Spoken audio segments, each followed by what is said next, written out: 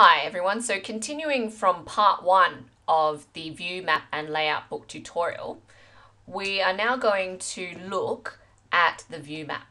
So the view map is this icon here, and when you click on it, I'll just bring the navigator out so you can see more clearly. When you click on it, I'll close this up, there is the title of the views that you intend to populate in this project, the medium density housing project.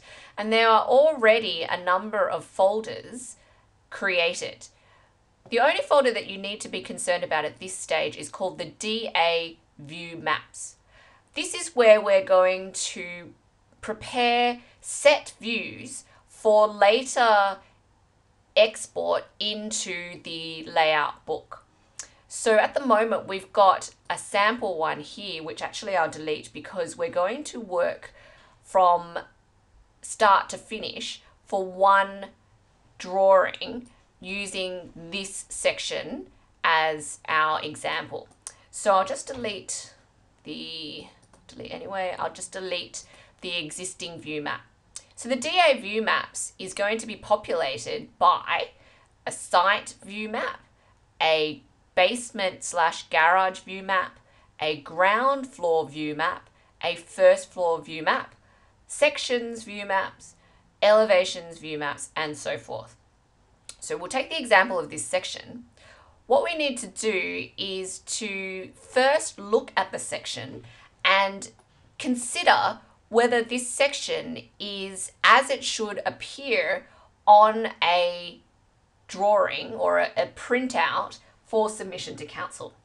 If the answer is yes, then this particular view combination or combination of visible layers can then be saved in the layer combinations area of the layers window as a set view map for the section view map that we are going to create. So what I mean by that is, if this is exactly how we feel it should be presented on the final printed sheet for the section drawing, then we press Ctrl L and bring up the layer settings. The layer settings the window is divided into two parts. The left-hand side part, which is the layer combinations, and the right-hand side part, which are the individual layers themselves. These layer combinations are combinations of these layers, of which some are visible and some are not. So for example, if I click on this layer combination, notice how the layers on this right-hand side of the window change to be some visible and some not visible. I'll just do another example. So for elevations and sections, notice how some things are visible and some things are not visible depending on which layer combination is active. Now this is important because when you are doing the view map setups or the layer combination that you're saving for the view map, it's important to know what the end result or visual appearance of those drawings should be.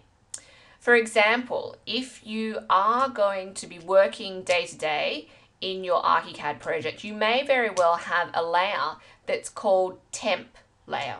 And that temporary layer may have things such as construction lines or other miscellaneous building or toolbox items that aren't to be shown on the final drawing.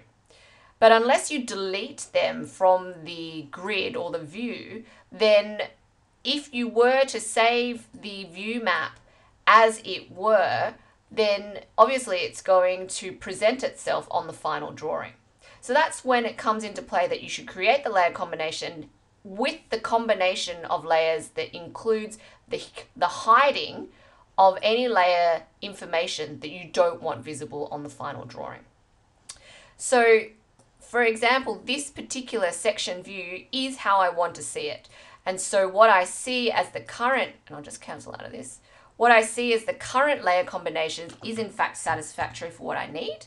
So with this particular combination, I can then create a new layer combination. Notice I'm doing this on the left-hand side and call it section view map.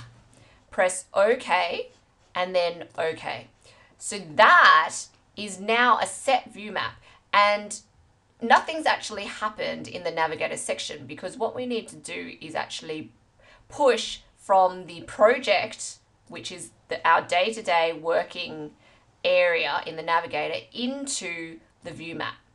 Now, to do that is best done with a different palette called the organizer palette. So the organizer palette is this one that I'm just opening up now. And if you notice, the organizer palette looks very similar on the left-hand side. Well, it's exactly the same for the left-hand side column, whilst the project map icons are both active on the organizer and also on the navigator. So you notice it's exactly the same. All this information is exactly the same as this information. What you do get when you use the organizer is that on this right-hand side column, this information is exactly the same as this information here.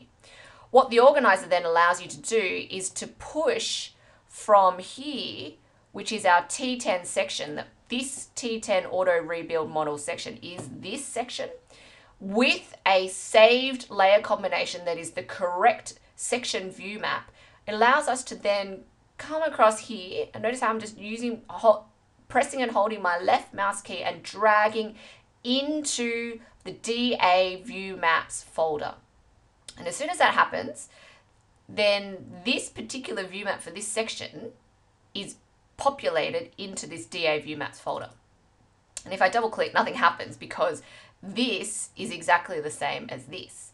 But should this view map have had other layers that weren't necessary for the final drawing, then when I double click on this, then those layers would of course disappear to be consistent with the layer combination that I just created.